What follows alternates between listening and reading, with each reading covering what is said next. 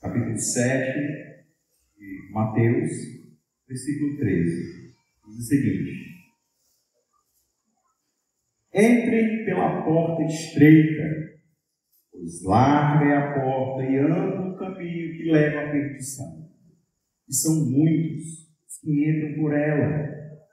Como é estreita a porta e apertado o caminho que leva à vida, são poucos os que a encontram. Oremos mais uma vez. Senhor Deus, que essa noite, Pai, Teu Espírito fale aos nossos corações através da Tua palavra, Senhor. Porque eu sei que se for só de mim, não sairá nada que edifique a Tua igreja. Mas se Teu Espírito fala através de mim, a Tua igreja, ela é confrontada, a Tua igreja é confortada, a Tua igreja, Senhor, é abençoada. Então, Pai, que o Senhor possa nos ajudar nesse momento a entender, Senhor, as Tuas verdades e que nós possamos sair daqui diferente da forma que chegamos. Eu te agradeço. Amém. O tema da nossa mensagem de hoje... Obrigado. O tema da nossa mensagem hoje, como vocês viram lá no banner, é o dilema do discípulo, os dois caminhos.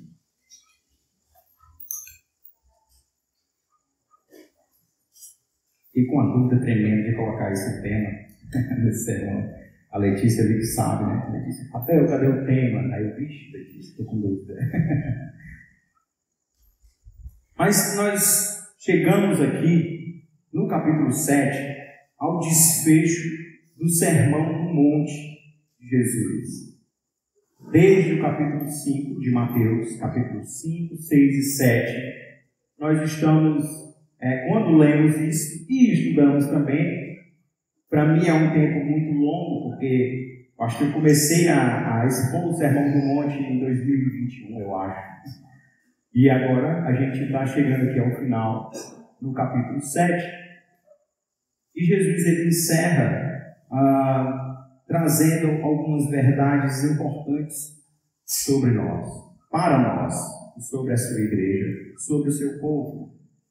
E eu propus o tema dilema. Alguém sabe aqui o que é dilema? Alguém, ouvindo aqui a palavra dilema, o que você pensa assim? Não, dilema é isso e isso. Alguém consegue pensar e entender o que é dilema? Ou tem alguma ideia? Eu olhei no dicionário. Fui lá no dicionário online de português, né? E lá diz o seguinte: dilema são circunstâncias ou circunstância árdua e de difícil resolução em que é necessário escolher entre duas opções contraditórias, contrárias ou insatisfatórias. Escolha excessivamente difícil. Interessante, né? O significado da palavra dilema no nosso dicionário. E Jesus, ele vem no sermão do monte dele, no seu ministério, sempre falando contra falsos dilemas. Ele vem trazendo um alerta para nós sobre essa questão de falsos dilemas. O que seria um falso dilema, Abel, então? A gente já sabe o que é dilema pelo dicionário, mas um falso dilema seria o quê? Isso me faz lembrar um episódio da série The Big Bang Theory. Não sei quem assiste aqui essa série, né? Talvez muita gente assista ou pouca gente. Mas nessa série tem um personagem chamado Sheldon. E o Sheldon, ele é um cara bem diferente, assim. Ele é um cara super inteligente, né? Autodidata, alguma coisa do tipo. E aí, nesse episódio, o Sheldon diz no episódio que ele está num dilema. Qual é o dilema do Sheldon? O Sheldon, ele está num dilema para decidir qual console de game comprar, o Xbox One ou o PS4. Ele fica numa loucura o episódio todo, sem saber qual escolher. Fala ali das qualidades de cada um, né? O PS4 tem um visual mais angular e moderno, usa a memória DDR5, um negócio bem avançado. Já o Xbox One, com ele consegue controlar todo o sistema de mídia dele em casa, mas usa uma memória DDR3, mas usa outro sistema lá para suprir essa memória DDR3, que é uma tecnologia a menos. Enfim, ele fica nesse dilema o episódio todo, né? Faz uma pesquisa com seus colegas lá, seus amigos, pergunta, são 3 os amigos dele, né? Ele pergunta para um, você escolheria qual? Não, eu escolhi o PS4. E você? O Xbox One. Aí o terceiro, vai resolver, né? Não, o terceiro você queria os 2. Continua o dilema. E aí ele chega a uma conclusão que conseguiu qual console comprar, vai na loja e dá lá nas 2 prateleiras, o PS4 e o Xbox One. Ele pega o Xbox e depois começa a pensar novamente que quando era criança fez várias escolhas erradas, pediu para o pai dele comprar um gravador de vídeo, de áudio para ele, comprou errado, enfim, continua na indecisão. E termina o episódio e ele não compra o console porque não sabe qual comprar. Ou seja, ele ficou preso a um falso dilema que prendeu ele ali, massacrou a sua mente e continua a massacrar, porque ele não conseguiu decidir qual console comprar. Mas isso não era um dilema na vida do Sheldon, se observarmos bem, né? Porque ele tinha a opção de não comprar, simplesmente, né? Eu vou comprar, não, eu vou comprar outro então. Teria outras opções, mas ele disse que estava num dilema. E nós chegamos à conclusão de que ele não estava num dilema, ele estava preso a um falso dilema. E Jesus, ele veio no seu sermão todo, falando sobre, quebrando alguns falsos dilemas. Por exemplo, no capítulo 5, ele fala sobre vingança ou passividade, ali no versículo 38 ao 42. Jesus ensina que não devemos retribuir o mal com o mal, mas também não devemos ser passivos diante das injustiças. A resposta que nós devemos dar à maldade é a bondade. Olha só, né? Não há um dilema entre ser passivo diante da maldade ou retribuir a maldade com maldade. Não. Tem uma resposta para a maldade. É o responder o mal com o bem ou a maldade com bondade. Né? Ele fala sobre outros também, no capítulo 6, fala sobre Deus e o dinheiro, por exemplo. Ele adverte contra a idolatria ao dinheiro e a busca desenfreada por riquezas, enfatizando que não devemos servir a Deus e ao dinheiro ao mesmo tempo. Não dá para servir a Deus e ao dinheiro. Mas servindo a Deus, os recursos que tenho são também que nós receberemos, se Ele quiser nos abençoar com recursos. Eles não são só para um fim em nós, mas para ajudar os necessitados. Ou seja, a terceira opção ali, acabou em C ali, né? Era A e B e acabou em C. Falso dilema sendo resolvido pelo Senhor.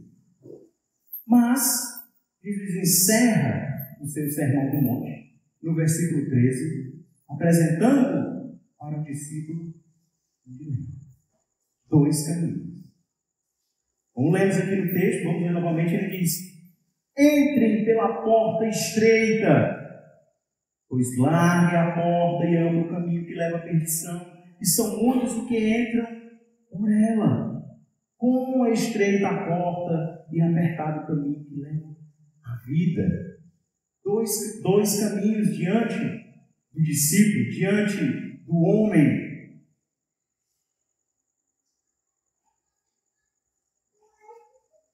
E não é só esse dilema que Jesus vai apresentar aqui. O final do capítulo 7, ele vai falar pelo menos 3. Esse da porta estreita e da porta larga, os 2 caminhos. A árvore e seu fruto, do versículo 15 ao versículo 23. O prudente e o insensato, do versículo 24 ao versículo 28. 27, a gente vai ver a conclusão. Jesus ele está apresentando esses dilemas para nós. Esses dilemas que fazem parte da vida do cristão. E aqui, nesses versículos, trabalhando os dois caminhos, nós vamos verificar aqui 4 contrastes, pelo menos, que há nesse caminho, nesses dois caminhos. E o primeiro contraste é que há 2 portas. Por isso, no versículo, nós vemos que ele disse: entrem pela porta estreita. Entrem pela porta estreita. E na continuação do versículo ele diz: pois larga é a porta. Existe uma porta estreita e existe uma porta larga. E aí é interessante que Jesus diz: entrem pela porta para acessar um caminho. Geralmente eu saio de casa, eu pego um caminho, venho para cá e entro na porta da igreja, né? Mas aqui no texto Jesus diz o inverso do que seria o comum que veríamos aí no nosso cotidiano. Entrem pela porta para acessar um caminho. Entrem pela porta estreita, a porta que leva a um caminho. Antes de entrar no caminho, eu preciso passar por uma porta. E é uma porta, a porta que Jesus chama para passarmos é a porta estreita.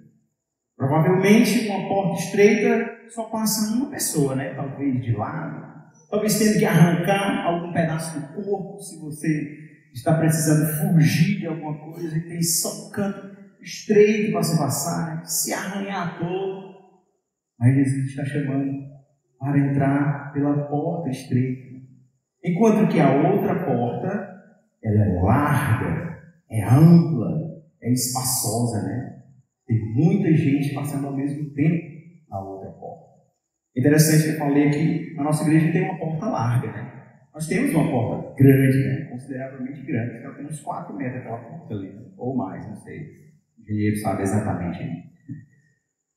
Mas essa porta larga, ela só nos dá o direito de acessar esse prédio aqui, né? É importante que tenhamos uma porta ampla para que as pessoas, se sintam atraídas para passar pela porta, né? Não achem estranho para que elas entrem e, fiquem à vontade ao passar pela porta. Não seja dificultoso passar pela porta, né? Mas ela só dá acesso a esse prédio. E uma porta estreita, se a gente olhar bem, onde tiver uma porta estreita, ela certamente é menos atraente. Ela não nos atrai tanto. A gente olha assim, rapaz, eu acho que o caminho é para aquela outra porta, que é maior. Essa estreitinha aqui deve ser bem, um caminho só de funcionários para ele estar no shopping, né? Enfim, a porta estreita, ela é menos atraente do que uma porta larga. O portal gigante vai sempre chamar mais atenção. E Jesus, sabendo o quão é atraente uma porta larga, uma porta espaçosa, uma porta que facilita a entrada, ele ordena que entremos por uma porta estreita. Ele está falando aqui, e esse verbo, entrem, se a gente for ver a conjugação dele, a conjugação dele lá no grego, você vai ver que ele está escrito no imperativo. Ele está ordenando: passem pela porta estreita, entrem pela porta estreita. Ele está dizendo a você: vá pela porta estreita. É como se ele estivesse falando, gritando mesmo com os seus discípulos. Os discípulos estão lá próximo a ele e ele diz: ei, entre pela porta estreita. Como a gente fala com os meninos, né? Vai ajeitar o seu quarto. Eu vou te dar uma lapada. No mesmo tom de voz imperativo que ordena, Jesus está dizendo: vão pela porta estreita. E por que ele está ordenando? Porque provavelmente ninguém se interessaria pela porta estreita que Jesus está apresentando.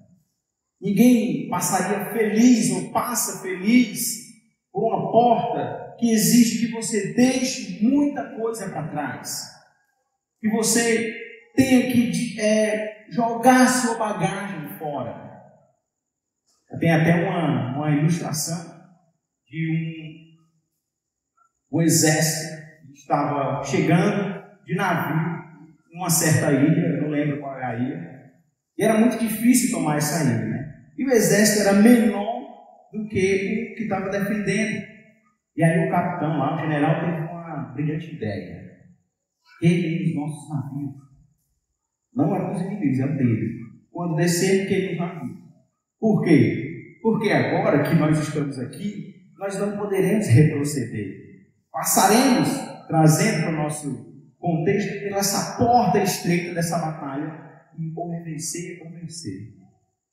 Então, Jesus está chamando para passar por essa porta estreita, essa porta que vai me fazer renunciar tudo, deixar tudo para trás, passar essa porta para acessar um caminho que vem depois dessa porta.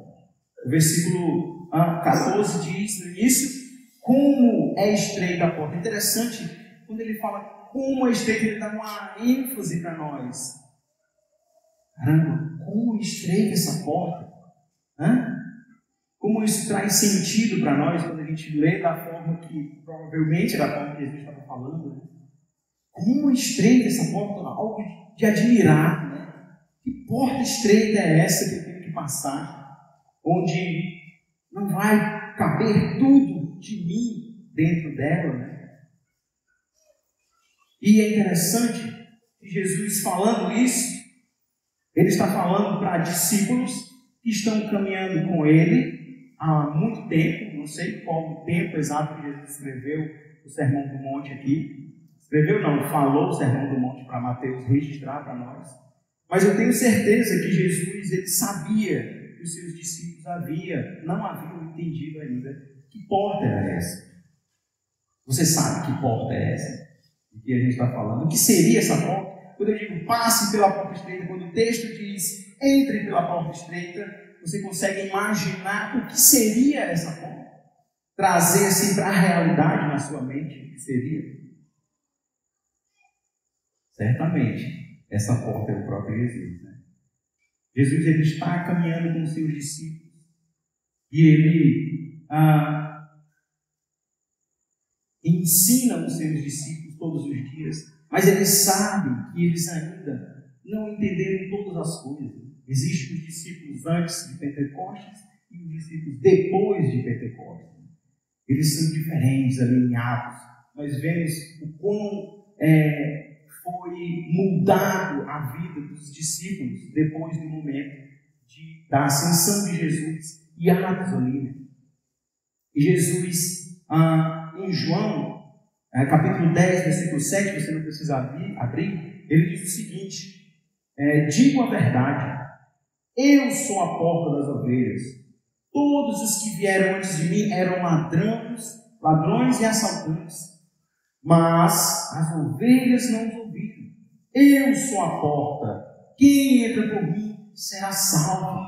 Entrará e sairá e encontrará pastagem. Quem entrar por essa porta, certamente estará seguro. Ele é a porta.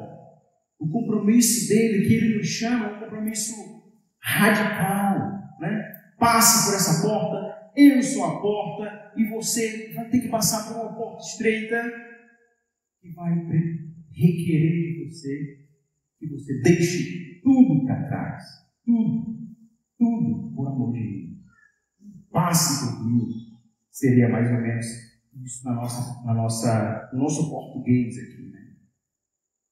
E Jesus, sabe por que Jesus fala de uma porta larga? Porque ele poderia simplesmente só falar que existe uma única porta, né? Só tem a porta estreita, não existe a larga. Passa pela estreita, pronto, só tem um caminho para você. Mas Jesus, ele não fala dessa forma, porque ele sabe que existem multidões que nunca o escolherão. Por isso que há contrastes no caminho, né?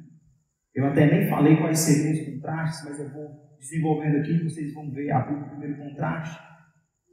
as duas portas, como eu já falei. Mas, nessa caminhada, dentro da multidão da igreja, nós vamos ver todo tipo de pessoas. E nós vamos ver pessoas que nós teremos a certeza de que essa pessoa ainda não passou pela porta estreita. Nós saberemos também quem já passou pela porta estreita. Quem já teve um contato especial com Jesus. Gente que não quer compromisso, nós veremos caminhando no meio da multidão, no meio de uma igreja lotada, 1.000 membros, 400 membros, 100 membros, nós veremos esse tipo de pessoa. Gente que não quer compromisso com membresia, por exemplo. Não, vou para aquela igreja lá, porque lá é mais tranquilo, lá tem mais gente, lá eu não preciso fazer classe de membresia, né? Lá ninguém disciplina ninguém. Isso é muito importante para mim, porque eu não quero ser incomodado por ninguém. Mas eu conheço Jesus. Eu aceitei a Jesus, naquele dia eu chorei tanto. E o Senhor me aceitou, eu aceitei Ele. Existe gente de todo tipo, né? Gente que não está preparada para ter conversas difíceis. Todo tipo de gente no meio da multidão. Mas nós não sabemos. Mas nós sabemos que esse tipo de pessoa ainda não passou pela porta que interessa. A porta estreita, ela é claramente restritiva e não permite a entrada do que Jesus proíbe. O que isso quer dizer? Jesus, em todo o seu sermão, em todo o evangelho registrado pelos apóstolos, Mateus aqui, tem João, Lucas não era apóstolo, mas fez um relato histórico muito maravilhoso, Marcos. Jesus, ele está sempre dizendo o que importa, o que realmente importa, o que será, o que valerá para a vida eterna. Mas na multidão nós encontraremos pessoas que não entenderam isso. E a porta, como já falei aqui, ela está diretamente ligada ao caminho. As duas portas, elas estão ligadas diretamente ao caminho. A gente lê o texto novamente, ele diz: entrem pela porta estreita, pois larga é a porta e amplo o caminho que leva à perdição. Como é estreita a porta e apertado o caminho que leva à vida. E agora nós veremos o contraste dos dois caminhos. O segundo contraste do nosso sermão. Antes de tudo, o caminho estreito, de quem passou pela porta estreita, ele é uma via dolorosa. Não é fácil. Requer de nós muito, seria muito dispendioso para nós. Como já falamos aqui, o chamado do Evangelho é o quê? É radical. Lucas registra isso. Lucas 14, 25 registra o chamado radical, aquele que não puder abrir mão de pai, mãe, daquilo que você mais ama, que você ama mais do que a Deus. Se você não puder abrir mão disso, você não pode ser meu discípulo. Jesus falou isso. Então, o caminho estreito é uma via dolorosa. Mas não tem coisa boa nesse caminho estreito? Como assim? Quem é que vai escolher esse caminho estreito se não tem nada de bom? Tem, claro que tem. Nós sabemos que tem coisas boas no caminho estreito. Quem trilha o caminho estreito sabe das maravilhas do Senhor. Já vivenciou as maravilhas do Senhor, vivencia todos os dias as dádivas, as alegrias. Mas, em contrapartida, a dor, ela está sempre nos perseguindo no caminho estreito. As renúncias que são necessárias, as nossas obrigações quanto a discípulos de Jesus, elas batem a nossa porta todos os dias. E nós temos que abrir, e nós temos que abraçar essas verdades, para que nós continuemos trilhando o caminho estreito. Porque no caminho largo, nós certamente teremos muitos deleites, muitas coisas maravilhosas, muitas viagens, digamos assim, né? Não é errado viajar, mas se for só isso, há um problema, né? Teremos, enfim, muitos lucros, muitas vezes desonestos, teremos carro, casa, mas tudo isso certamente será no centro do nosso coração.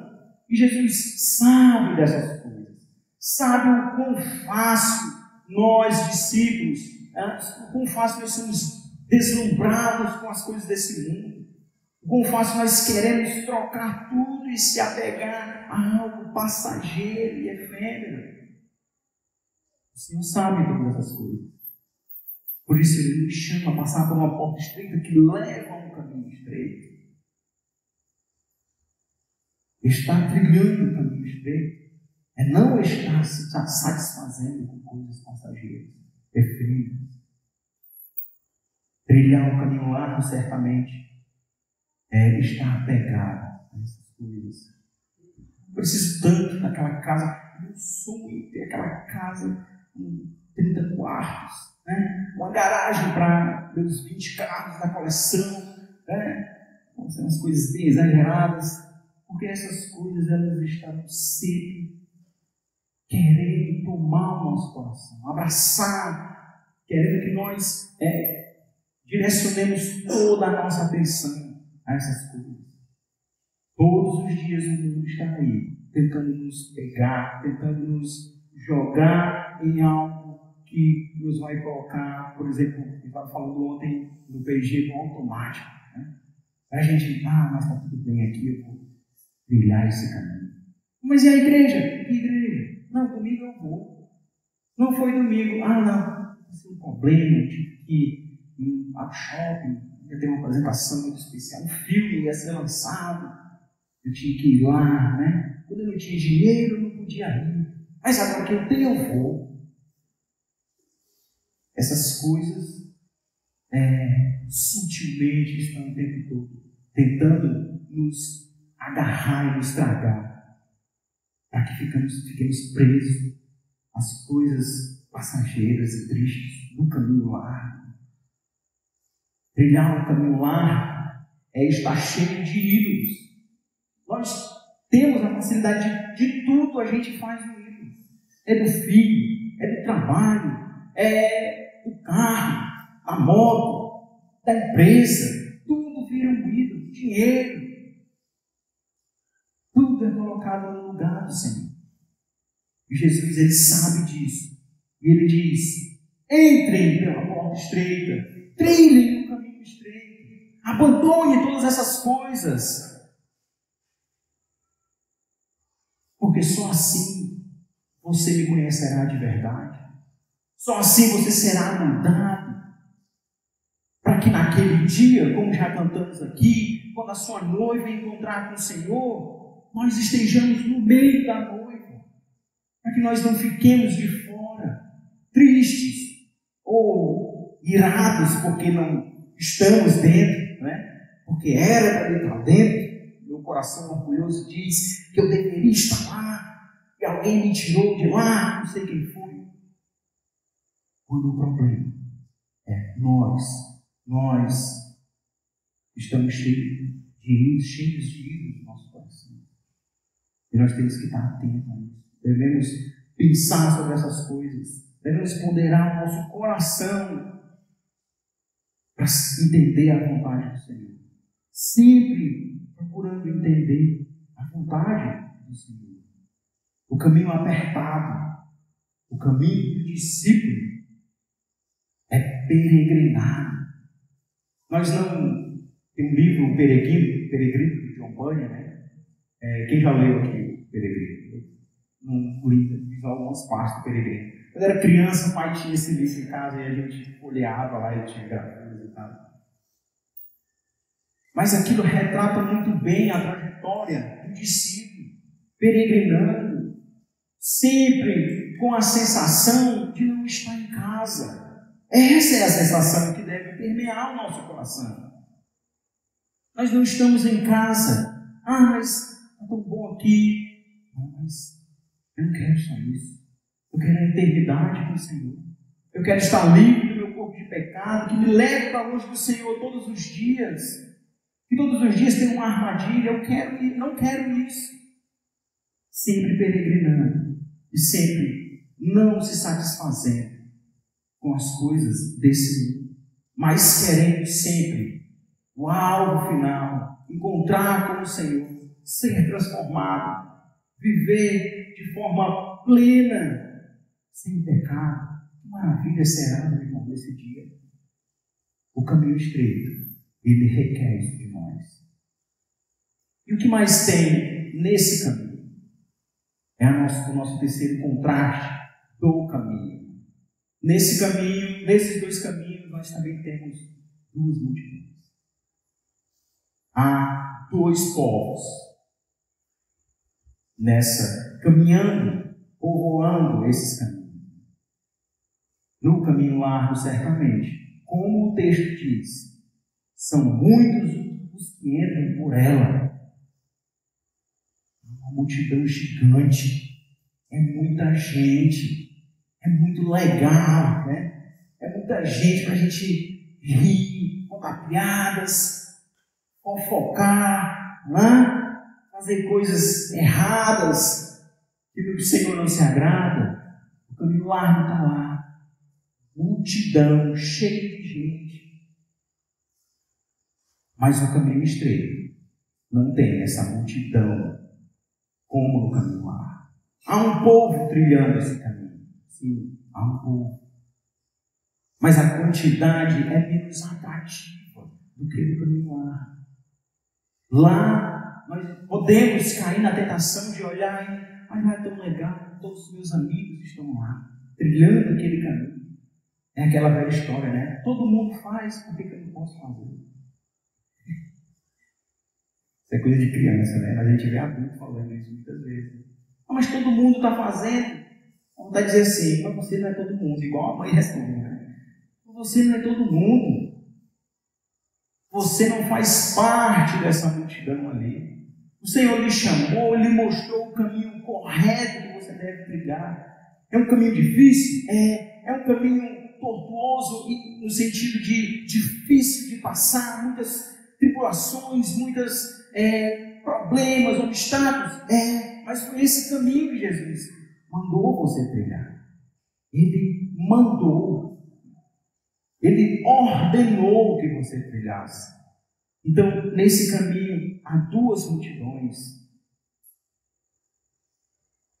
E aí, nós,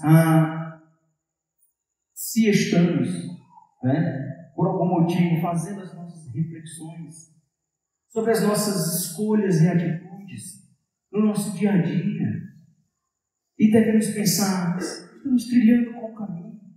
O caminho estreito ou o caminho largo? A gente precisa saber uma coisa.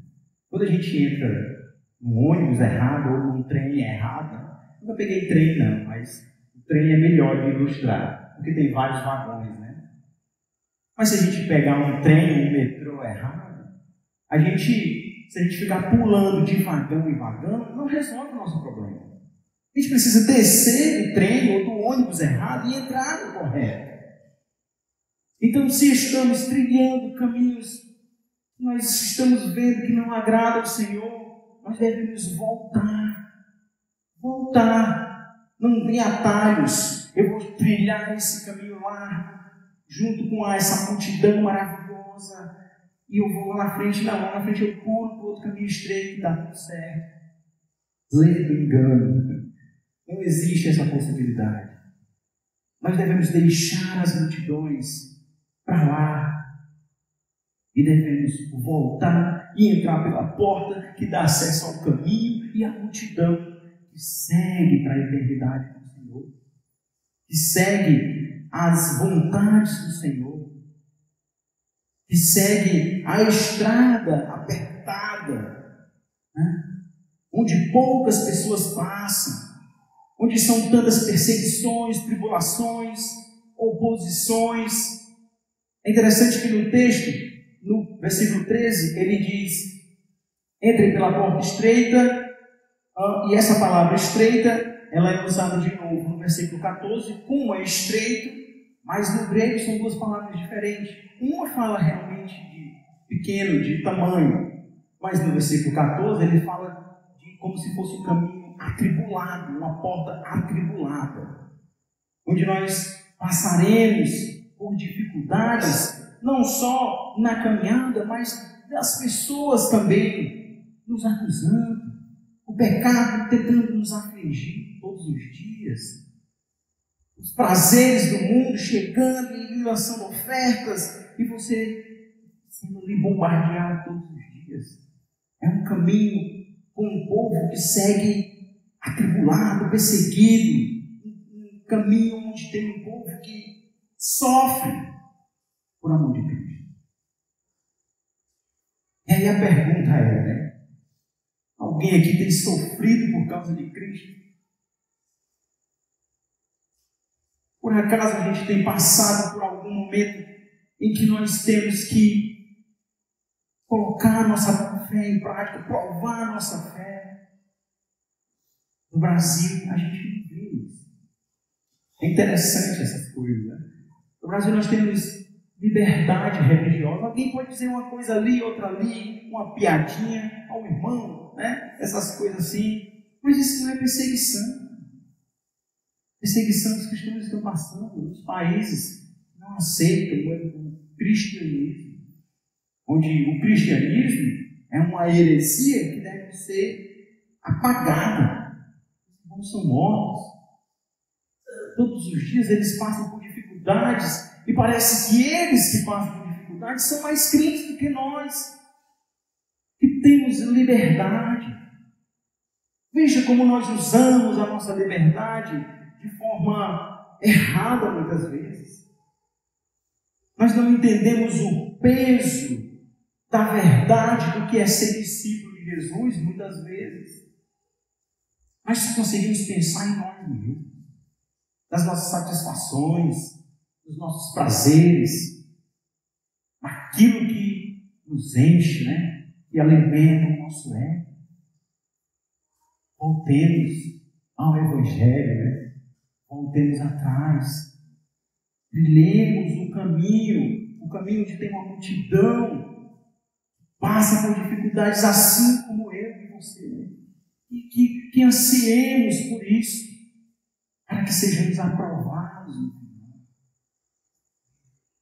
Jesus, ele fala essa verdade. Nós não peregrinamos em multidão, é em bando mesmo, é igreja, é pouca gente. Até porque, como eu já falei, quando olhamos para a multidão, nós sabemos que tem de tudo na multidão. É interessante que quando inicia o Sermão do Monte, aqui no capítulo 5, no versículo 1, diz o seguinte: vendo as multidões, Jesus subiu ao monte e se assentou, e seus discípulos se aproximaram dele. As multidões não se aproximaram dele. As multidões estavam na zona de segurança, né? Eu estou aqui olhando de longe, né? Se esse cara for preso, alguma coisa, eu estou só de longe, tem que ocorrer. E só os discípulos é que se aproximam de Jesus. Só os discípulos é que ouvem as palavras de Jesus e obedecem. Colocam em prática. É pouca gente. São poucos. Vamos ler Lucas. Quero que você abra comigo Lucas, capítulo 13.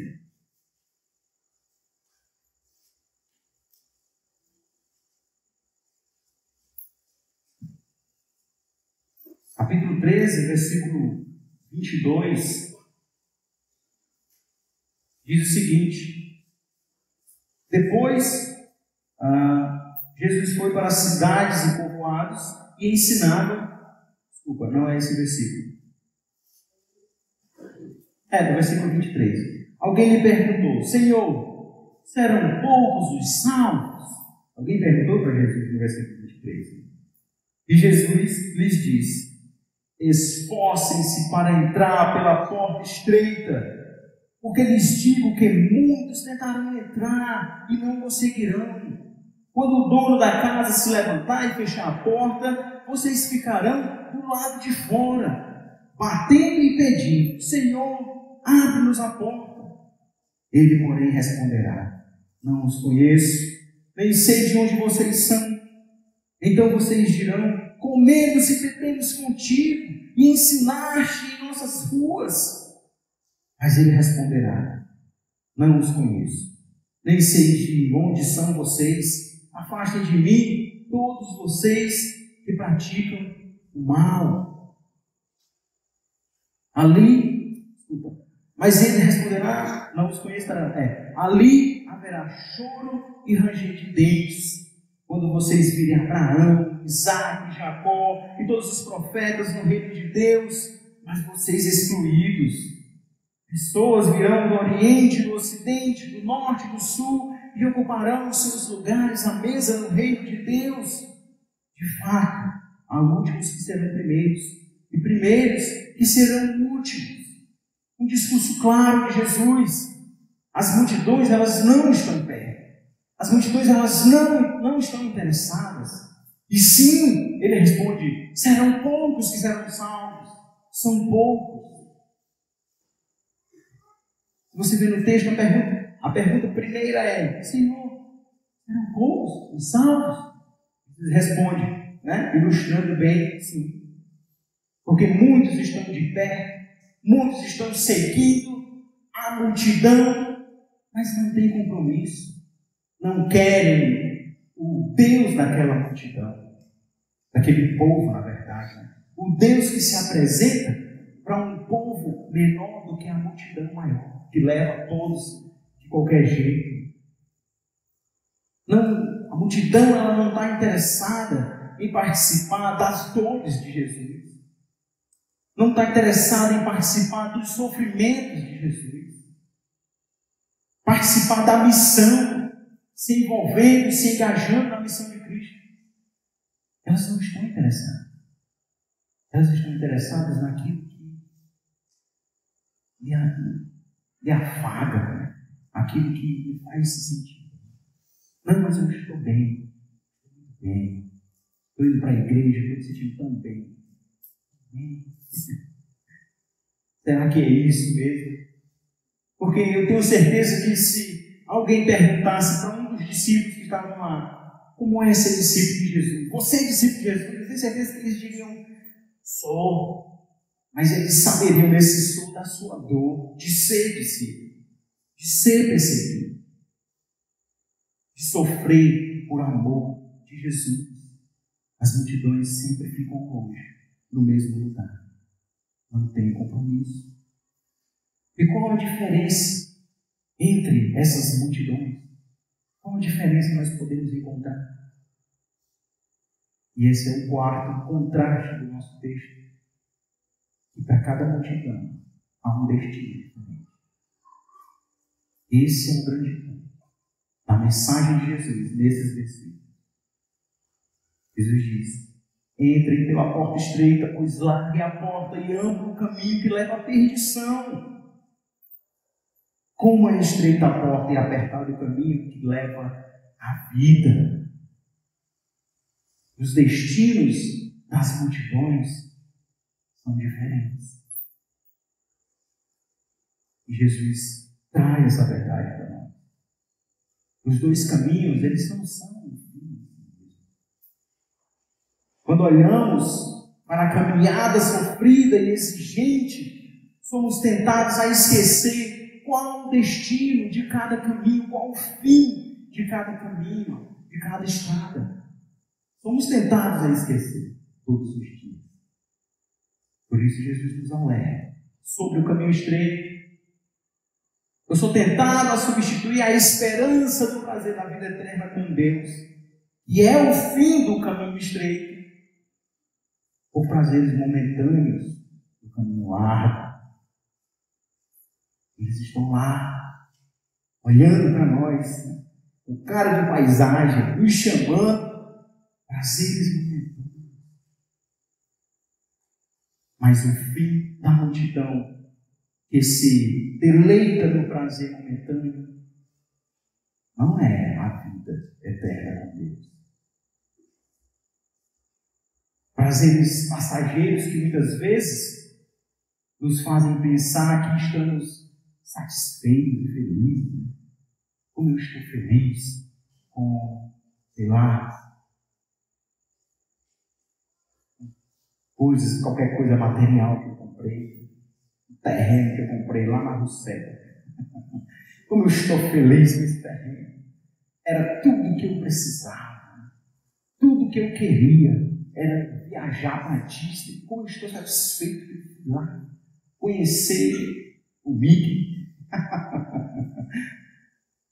Fazer prazeres momentâneos que nos enganam e nós achamos que estamos felizes.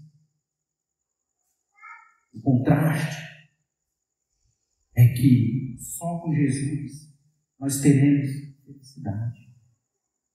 É só com Jesus que seremos um povo feliz, que caminha por um caminho difícil, dispendioso, perigoso, atribulado. Só com Jesus nós seremos felizes, porque Ele já disse que nós somos felizes. Ele não disse no início do sermão, capítulo 5, Ele diz: bem-aventurados são vocês são felizes, pobres de espírito, vocês são felizes.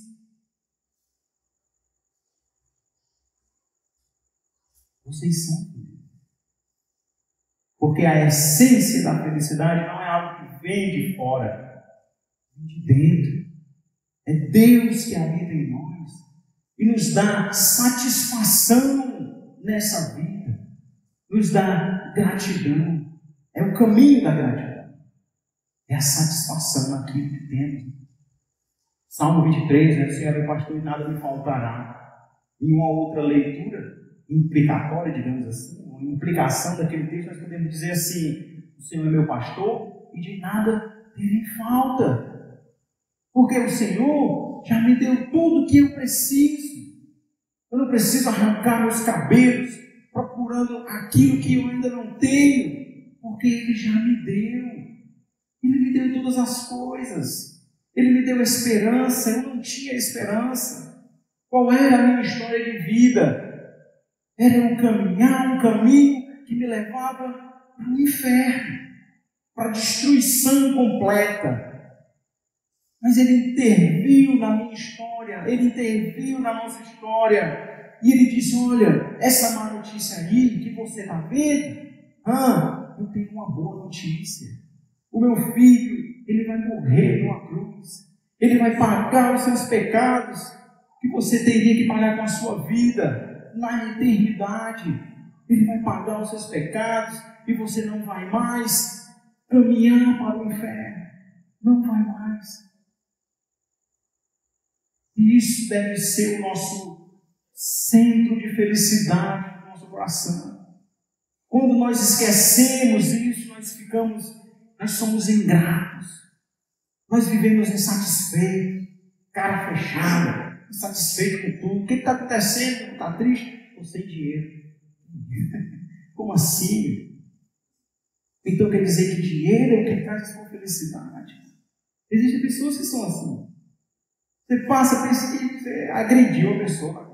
Um problema com você, não é porque fulano está sem dinheiro, isso que ele fica assim. Misericórdia. O coração é totalmente dominado por coisas e esquece, coisas passageiras, e esquece que Jesus é o centro da felicidade. Nós somos felizes. E nós somos felizes, sabe por quê? Porque Ele sofreu no nosso lugar. Toda tristeza que era para estar sobre nós, toda infelicidade foi colocada sobre Ele, sobre Cristo. Então, nós caminhamos como uma multidão feliz, uma multidão que ama Jesus e espera encontrar com Ele naquele grande dia, ter um corpo transformado e viver com Ele eternamente. Isso não pode sair, essa verdade não pode sair do nosso coração todos os dias. Na quarta-feira, a gente estava estudando aqui sobre comunhão ao longo do dia. A gente estava falando sobre o despertar da manhã. Né? Como é importante, de manhã cedo, a gente lembrar que Jesus existe. A gente agradecer porque Ele me deu mais um dia. A gente meditar na sua palavra e orar uma oração que realmente serve para nós. Uma oração meditada na palavra do Senhor. Isso é algo que é feito todos os dias. Nós precisamos entender isso todos os dias, lembrar disso todos os dias, para fazermos a oração correta, para termos um coração satisfeito, para sermos bons funcionários dos nossos trabalhos, para ser um bom estudante, para sermos bons filhos, bons maridos, boas esposas. Nessa caminhada nós temos que lembrar todos os dias de Jesus, dessas verdades. O caminho amplo, ele leva à perdição, destruição definitiva. Não no mero sentido da extinção da existência física, mas a imersão eterna no inferno e ao irremediável destino da morte. O caminho largo leva à morte, uma morte eterna, onde não há quem fuja dessa verdade. Então, caminhar a vida todos os dias aos pés do Senhor deve ser o nosso alvo de vida. Portanto, entre pela porta estreita. Sabe por que Jesus nos ordena a entrar pela porta estreita? Será que é porque a porta estreita ela é só as nossas tribulações? Entre pela porta estreita, vou pensar, porta estreita porque tem tribulação, perseguição. Não é por causa disso. A porta estreita, como eu já falei, é Jesus. O caminho apertado é Jesus.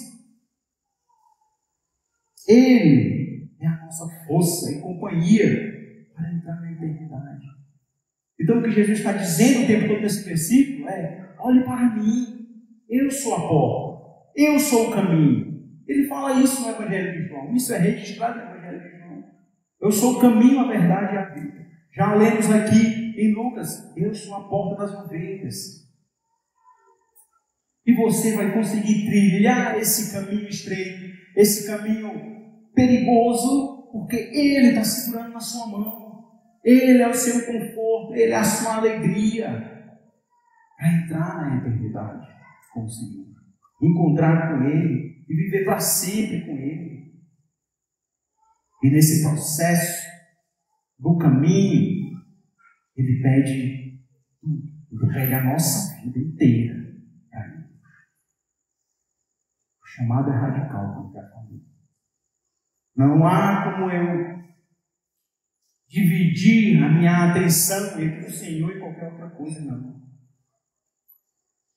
Se eu acho que estou trilhando aqui o caminho estreito, mas vez por outra eu estou aqui fazendo alguma coisa do caminho largo, pode ter certeza. Você está trilhando o caminho largo o tempo todo. Iludido e enganado. Enganando a si mesmo. Achando que está servindo ao Senhor. Eu queria trazer aqui duas aplicações para nós, desse texto. A primeira é a seguinte: em uma autoanálise, qual caminho nós realmente temos trilhado? Pense você consigo mesmo. As suas atitudes, todo dia, no dia a dia. E isso faz você pensar o quê? Qual caminho você tem trilhado? Qual é a sua entrega em relação ao Rei? Qual é a sua entrega?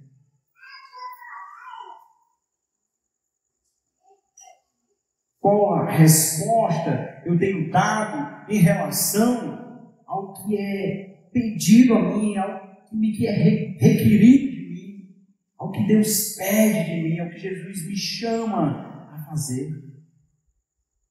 Qual resposta eu tenho dado? Às vezes nós estamos tão bem acomodados com os nossos prazeres imediatos, né? Que nós nos agarramos na caminhada, né? E começamos a negligenciar as coisas do reino. Negligenciar as coisas do reino é estar acomodado naquilo que tem sido colocado como uma armadilha para nós, na nossa caminhada. E negligenciamos mesmo. Um PG, por exemplo, pequeno grupo de homens. Eu posso falar pequeno grupo de homens porque eu estou lá, pequeno grupo de homens. Nós temos, sei lá, de 40 homens no grupo PG de homens. Vem 8, 9. Os outros estão cansados, talvez. Alguém talvez esteja trabalhando, alguém talvez esteja estudando. Mas se alguém chega para mim e diz assim, eu estava tão cansado, dá vontade de perguntar, né? Acho que não era só você que estava cansado, estava todo mundo trabalhando. Mas nós estamos acomodados e negligenciando as atividades da igreja. Coisas pequenas. Um PG, culto na quarta-feira. A gente tem 10 pessoas no culto na quarta-feira, 15 pessoas. E 94 membros. Qual é a sua autoanálise sobre isso? Qual é a sua entrega em relação às coisas do reino? Se você não consegue entregar as coisas básicas, como que você acha que vai poder entregar coisas maiores para o Senhor? Como? Pensemos sobre isso.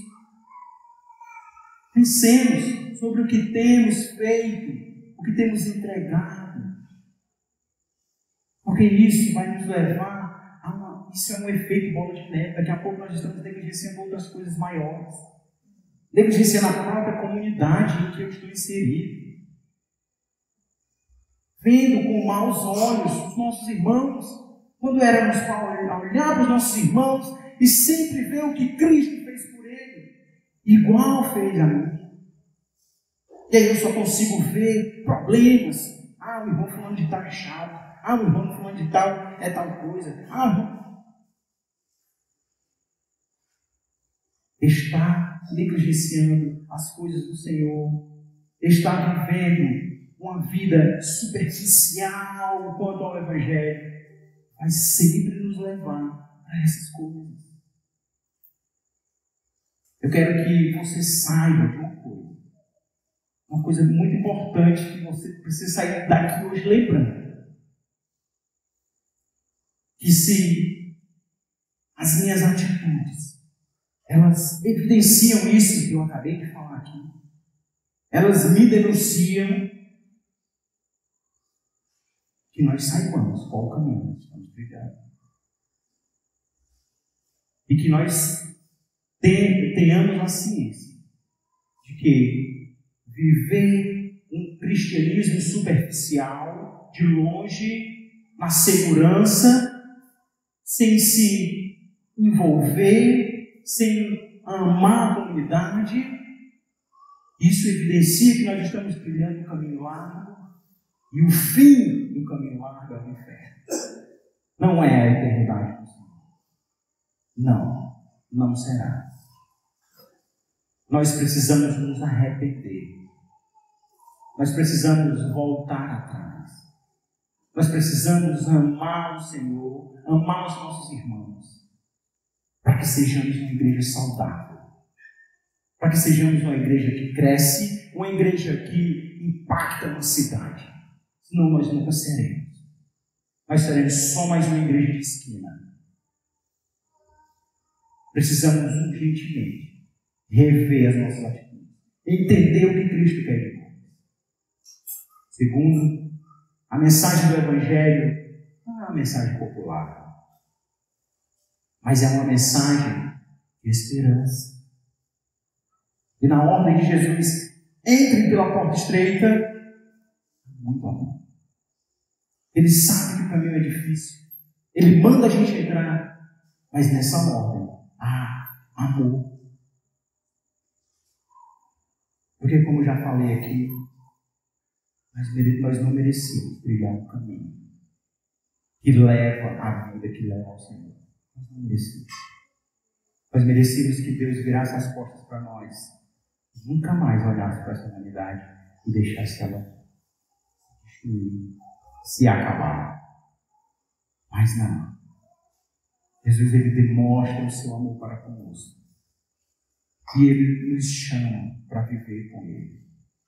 Ele permite que tenhamos a sua palavra, para que nos advirta, para que nós possamos crescer enquanto a ser cristãos, para que nós não vivamos uma vida superficial, mas que nós amemos a ele, para poder viver com ele, para sempre, como cantamos hoje à noite, como a Tainara leu aqui o texto de Tessalonicenses. Então, que possamos nos deleitar nesse e não nas coisas passageras.